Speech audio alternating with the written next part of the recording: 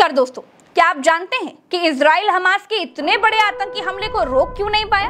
वजह एक ही है, इजराइल के प्रधानमंत्री का अहंकार, इजराइल के प्रधानमंत्री का घमंड, इजराइल के प्रधानमंत्री का गुरूर, इजराइल के प्रधानमंत्री नेतन्याहू की तानाशाही। हाँ, मैं बिल्कुल सही कह रही हूँ।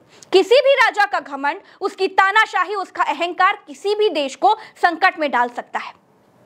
दोस्तों, पिछले 50 सालों में हमास की हिम्मत कभी भी इतना बड़ा हमला करने की नहीं हुई, लेकिन जब हमास ने देखा कि इजराइल की जनता ही नेतन्याहू के खिलाफ खड़ी हो गई है, इजराइल की जनता ने नेतन्याहू के खिलाफ विद्रोह कर दिया है, इजराइल को नेतन्याहू की तानाशाही ने भीतर से कमजोर कर दिया था। दूसरी तरफ दोस्तों, इजराइल के बारे में कहते हैं कि इजराइल बहुत ताकतवर है, पत्ता हिलने से पहले पेड़ काट डालता है।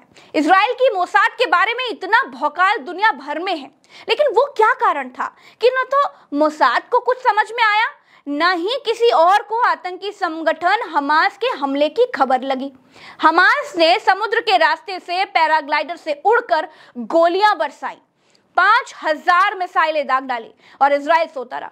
दोस्तों, ये सारे दावे ना खोखले होते हैं। इजराइल के बारे में समझना चाहते हैं तो पहले कुछ महीने पहले मई जून में चलिए। हुआ ये कि नेतन्याहू खुद को खुदा समझने लगे थे। किसी भी देश में जब किसी को जनता ज्यादा समय तक गद्दी पर बिठा देती है तो वो खुद को ना खुदा समझने ही लगता है। उसे लगने लगता है कि केवल उसका ही वचन है शासन, कोई उससे ऊपर नहीं है। यही इजराइल में हुआ। नेतन्याहू ने खुद को सबसे शक्तिशाली बनाने के लिए इजराइल की संसद से जुडिशियल ओवरऑल बिल पास करा लिया। ये वो कानून था जिससे अब इजराइल में सुप्रीम कोर्ट सरकार के किसी भी फैसले को गलत बताकर खारिज नहीं कर सकेगा, यानी जो सरकार कहेगी वही होगा। नेतन्याहू ने कानून बनाकर सुप्रीम कोर्ट को खुद से छोटा कर दिया। संसद में इसका विरोध हुआ तो 56 सांसदों को संसद के बाहर फेंकवा दिया गया। मतलब संसद में मौजूद जो मार्शल थे, उन्होंने इसका जब विरोध हुआ तो जितने सांसद थे उनको संसद से बाहर का रास्ता दिखा दिया। फिर 64 सांसदों ने बिल के पक्ष में वोट डाला और विरोध करने वाला तो वहां पर कोई था ही नहीं। अगले दिन इजराइल में जो अखबार छपे, आप जानते हैं, उनका पहला पन्ना काला था, ब्लैक। इजराइल के भीतर इसका भयंकर विरोध हुआ। लाखों लोग नेतन्याहू के इस फैसले के खिलाफ सड़कों पर उतर आए। जब से लोगों को इजरायली सरकार के इस बिल की खबर लगी थी, तब से लोग इसका विरोध कर रहे थे। 29 हफ्तों तक लोगों ने प्रदर्शन किया, लाखों लोग सड़कों पर रहे, लेकिन नेतन्याहू को खुद को खुदा बनाना था। इतने विरोध प्रदर्शन के बाद भी नेतन्याहू ने यह बिल पास ही कर लिया। दोस्तों, हालत ये थी कि उधर इजराइल की संसद में इस बिल पर वोटिंग हो रही थी, इधर लोग सड़कों पर विरोध कर रहे थे। इजराइल की राजधानी तेल अवीव की सड़कें पटी हुई थी लोगों से। लोग कह रहे थे कि बेंजामिन नेतन्याहू अब रूसी राष्ट्रपति पुतिन की तरह हो गए हैं, वो देश को तानाशाही की ओर ढकेल रहे हैं। लोग नारे लगा रहे थे कि या तो लोकतंत्र चाहिए या फिर विद्रोह होगा। पुलिस ने प्रदर्शन कर रहे लोगों को पीट पीट कर खदेड़ दिया। दोस्तों, इतिहास गवाह है कि जनता ने जिसको ज्यादा समय के लिए कुर्सी पर बिठाया है ना, वो तानाशाह बनने निकल पड़ा है। यही नेतन्याहू के साथ हुआ और यही तानाशाही नेतन्याहू ने की। नेतन्याहू पूरी पावर अपने हाथ में ही लेना चाहते थे। अपने हाथ में पावर ले भी ली, लेकिन विद्रोह हो गया। इजराइल भीतर से कुछ कमजोर हो गया। लोगों का भरोसा अपने ही प्रधानमंत्री से उठने लगा था।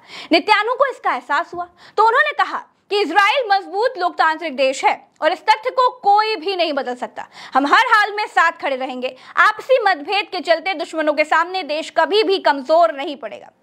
नेतन्याहू की सनक ने इजराइल को भीतर से तोड़ दिया था। आतंकी संगठन हमास ये सब कुछ बहुत करीब से देख रहा था, पूरी की पूरी प्लानिंग कर रहा था और नेतन्याहू खुद को इजराइल का सबसे ताकतवर राजा बनाने की कोशिश में लगे थे। क्योंकि इजराइल में नेतन्याहू की गठबंधन की सरकार चल रही है। जिस पार्टी से नेतन्याहू सदस्य हैं उसका नाम लिकुड है। इनकी अपनी पार्टी के 32 सदस्य हैं, या यूं कहें कि सांसद हैं। इनके पूरे गठबंधन को मिलाकर 64 सदस्य हैं। इजराइल की संसद में कुल सांसदों की संख्या 120 होती है। इजराइल का विपक्ष बड़ा मजबूत है। इजराइल में विपक्ष में 56 मौजूदा सांसद हैं। इजराइल की संसद का नाम केनेसेट है। दोस्तों, इजराइल में लोकसभा राज्यसभा 2 हाउस नहीं है, वहां सिर्फ एक ही हाउस चलता है, उसी का नाम केनेसेट है। ये यरूशलेम में गिवत-राम में पड़ता है। यही सारे कानून बनते हैं और यहीं से राष्ट्रपति बनते हैं। अभी पिछला चुनाव 2022 में ही हुआ है। अब कहने का मतलब यह है दोस्तों कि नेतन्याहू सरकार बहुत ज्यादा नंबरों से नहीं बनी है, इसीलिए नेतन्याहू खुद को मजबूत करने के लिए और इनके निर्णयों को सुप्रीम कोर्ट भी ना बदल पाए, इसके लिए ये सुप्रीम कोर्ट की शक्ति कम करने वाला कानून लेकर के आ जाते हैं। इसके बाद जून जुलाई के महीने में देश में विद्रोह हो जाता है। नेतन्याहू अपनी सरकार बचाने और अपने देश के लोगों को समझाने में लगे हुए थे और दूसरी तरफ हमास ने हमला कर दिया। हमास को अमेरिका ने आतंकी संगठन घोषित कर रखा है, लेकिन हमास खुद को फिलिस्तीन की आर्मी कहता है, क्योंकि फिलिस्तीन के पास अभी तक कोई आधिकारिक आर्मी नहीं है। हमास खुद को फिलिस्तीन का रक्षक बताता है। हमास गाजा से आगे बढ़ रहा है। इजराइल के बेगुनोयर एयरपोर्ट पर भी हमला कर दिया है। फिलिस्तीन के पक्ष में ईरान, सऊदी, टर्की, मिस्र, यूएई और कतर भी खड़े हो गए। इनका कहना है कि युद्ध नहीं होना चाहिए, लेकिन इजराइल को फिलिस्तीन की जमीन वापस कर देनी चाहिए।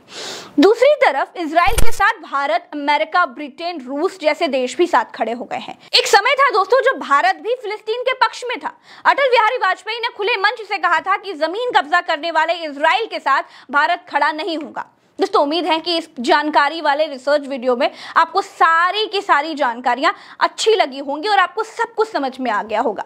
अगर हमारा ये रिसर्च वीडियो आपको पसंद आया तो शेयर जरूर कीजिएगा, क्योंकि बड़ी मेहनत से ये वीडियो हम आप तक पहुंचाते हैं। और अगर आप किसी भी और वीडियो को देखना चाहते हैं, आपके पास नोटिफिकेशन नहीं आ रहा है, तो इसके लिए आपको बेल आइकन क्लिक करना पड़ेगा। दोस्तों एक बात याद रखिएगा, किसी भी समस्या को समझने से पहले उसकी जड़ को समझना जरूरी है, और वो ही हम आपको प्रज्ञा के पन्ना के एनालिसिस में दिखाते हैं।